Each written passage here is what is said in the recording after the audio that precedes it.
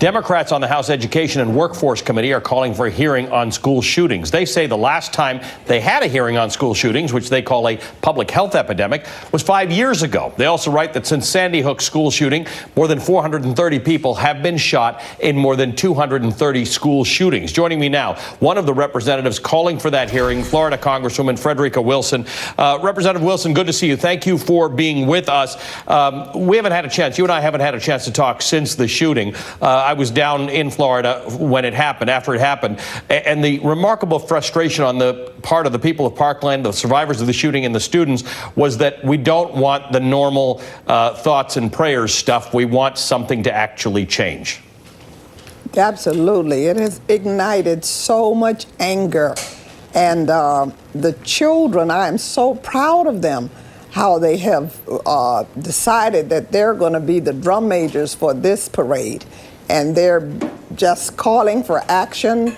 They don't want to hear anything else except legislation that's going to keep them safe in school, keep them safe in their communities, and that's what they're calling for. And I don't mind saying it. I'm remarkably impressed. I hope they push on. But as you just heard Kelly O'Donnell say, this sort of thing happens. It's different this time. There's greater energy and power behind it. These kids are very articulate. They've gotten on that bus. They've gone to Tallahassee. And at 5 o'clock today, they're going to meet with the governor of Florida, who has an A rating with the NRA. Others are meeting with the president, who has said that he is going to return the favor to the NRA for helping him to get elected. What hope do these students have of actually affecting change?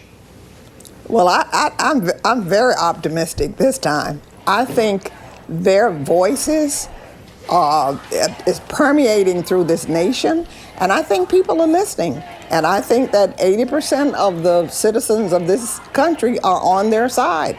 See, before we didn't have students rising up. It was members of Congress. It was other members of the community, mothers, fathers. But this time it's the actual victims, the actual children who have to go to school and stay there in fear of their lives and in fear of who is going to come into their school and shoot it up.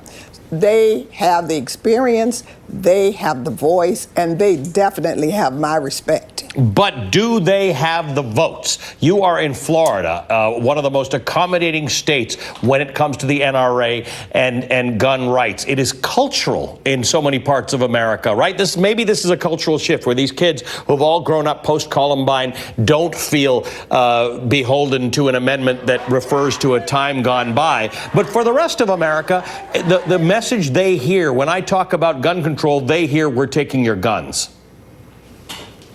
Well, I think that every movement has a period when it changes. And to me, this is the time for change. These are students. These are actual victims. These are children who come from a community that's basically Republican. Parkland voted for Donald Trump. So this is a different time, a different period in this whole gun control. And I'm hoping that they will succeed, because not only will they help children who get shot up in schools, but they'll help children who get shot in the communities in our urban districts on the weekends. So this is phenomenal.